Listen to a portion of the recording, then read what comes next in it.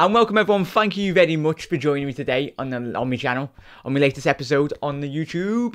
But yeah, today, as you can see from the thumbnail, we're talking about 3 key players, but I'll talk about one more transfer outgoing as well.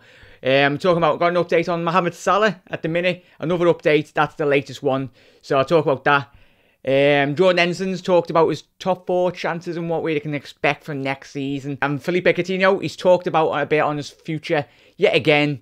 As always, he's getting linked with Barcelona. And Andres Wisdom, Liverpool have officially rejected a bid from Derby County, so I'll be talking about that. So for starters, yeah, Mohamed Salah, the story that keeps on circling round at the minute.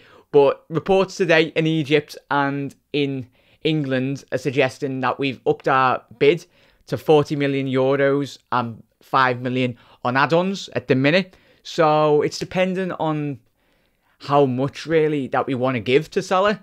Like, I'm looking at the reports here, it's saying, according to the Egyptian news outlet Yalakura, the Reds are ready to offer 40 plus upfront for the winger with an additional 5 million in bonuses. It talks about he come close to joining us, obviously, when he was at Basel, but I just wish this would move on. It's getting more frustrating for me. I bet it is for you, every single one of you. That is sat there, and as I've seen a couple of comments in the last couple of videos as well. Everyone's talked when we have talked about Salah. If it's 5 million, like, it's a bit ridiculous. But if we are actually into him, just go and spend the money. 5 million is pocket change really for Liverpool. Like, you can earn that within one match day revenue, really, nearly, especially with the new stand. But yeah, currently updates. I'll leave the stories down in the description, so check them out. So hopefully, if all comes to fruition, like, the first deal should be Mohamed Salah at the minute. That's the stories have been going for weeks and weeks and weeks. If you've not seen me, yeah, check out my other videos when I've been doing constant updates. But it's the one that seems it's got the most legs really. So if we do get Mohamed Salah, and we've all said it, haven't we? He'll be a really, really beneficial player to this team. And it's, as I've talked in my last video, I talked about I think it does look like Jurgen Klopp is looking at the market and he's wanting more than one winger. I don't know, but like the players that we seem to be getting linked with, they're all like majority of them are like attacking based wingers and maybe attacking behind the striker, attacking mids. So obviously our main one that we were officially like looking to improve our team was a defender, but by all accounts, the rumours and all that, it's looking like we're all going to be trying to outscore most teams. Like, when we were on top of last season and the season before, we have been scoring hat loads of goals. So I'll do another video this coming week, like how we need to address, as we all know, like we all sit there week in, week out of last season, and you just sat there on some set pieces and basic defending that we seem to get really lacklustre at trying to get the ball out the box, even off a basic corner. We just need Matip. He's a tall lad, but we haven't got like that Sami Hyypiä presence that just gets his head on the ball and knocks it out of the box. There's no, like, we need, I think with Van Dijk, as we've mentioned, we've discussed in the comments section and on some of the previous videos, he is, you look at him and you're like, yeah, you watched him in Southampton and he looks a real leader, and he's a tall lad as well, so him and Matip would give a real aerial presence really to the box. And especially if you've got 2 big lads in Matip or whoever, Lovren's tall as well, but whoever you want to put partner Virgil with, if we did eventually get him, they'd really do a very, very good job in the aerial.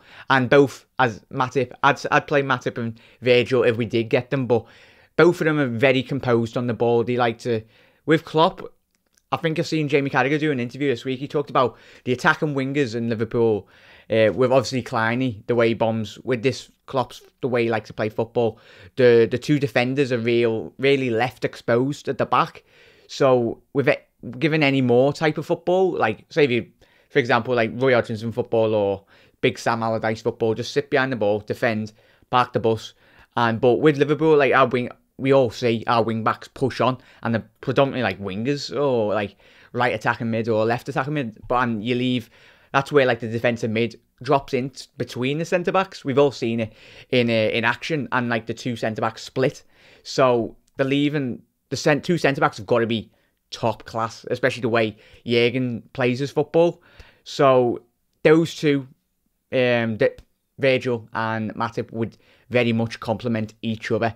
I think they can play left and right. Both of them are quite very good composed on either foot as well. But yeah, that's the Mohamed Salah. So I don't know why I literally went to talk about Virgil, but yeah, just this summer, like, let me know, do you think this would be the biggest summer? For me personally, this summer is one of the biggest summers in the transfer window, and that's why I just want Mohamed Salah's deal to get done. You're like sat there and you're like, just come on. Just like, get it done. Get the deal done. Get the pre-contract sorted. So we know as soon as transfer window opens, you've signed. And they can start training with Jurgen and the boys. So yeah, that's the Mohamed Salah. So it's getting reported today in Egypt and Italy that we've put a €40 million bid in, plus 5 million add-ons. I'll leave the stories in below, yeah. And so for Jordan Henderson, the next one, he talked officially to the Liverpool website. He's talked about our top 4 chances and how last season he was gutted about missing out on a lot more. I'll talk a bit about it. You can read the whole article, and I'll leave it on the Liverpool website. It's a real good read, so I'd really recommend checking it out. So yeah, having a top 4 finish by maturing and improving across the season, Jordan Henderson wants Liverpool to make sure his achievements was merely a step on the road to greater success. He talks it was a big achievement, in quotes. Everyone was over the moon that we got top 4. Now we've got to go and win the playoffs to actually get into the group stages of the Champions League. That's important. That we shouldn't have any issues with that, but we should actually get through there. Of course, we'd like to win something as well, but you've got to take one step at a time. That is a big achievement in itself. Since I've been here, we've only been in the Champions League once. It's a good step in the right direction for us, and it'll make us developing as a squad even more. It does actually make you think like how poor we've been playing over this last couple of years. One time, like that was obviously when we finished second in the league under Rodgers. But it's not, frankly, not good enough, is it? But that's mainly, as it always comes down to, is player recruitment. In whatever manager it is, whatever window it is, player recruitment is pivotal to this team's success. Your windows can make and break a season. Like if you're going through January, like last season, for me personally, yeah, we've saved money, and I think that's what I pay evident in this coming window. Now Klopp and managers don't really like to pay for overpriced players in January. To get the prices go through the roof anyway. Even though now the prices are getting branded around for players are ridiculous in the first place, but we've saved money from January. But January last season, that's when our form dropped off, when Mane went to the African Cup of Nations. Mane got injured after, and then a couple of players got injured. Coutinho, that spell from January to February, we all know, and we were sat there going, we need more squad depth.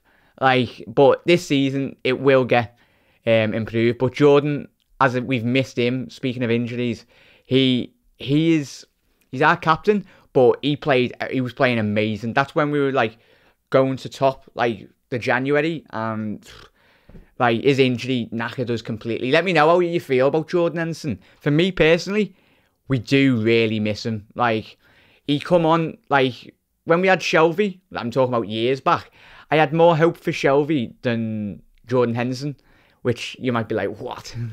But I've been proven wrong, and I think a lot of people that doubted Jordan when he come in. He come from Sunderland, and he was a young lad from the North East. So, but really, he's come to an age now. He's the leader, and apparently, the stories going around from last season, he's played a very big and pivotal.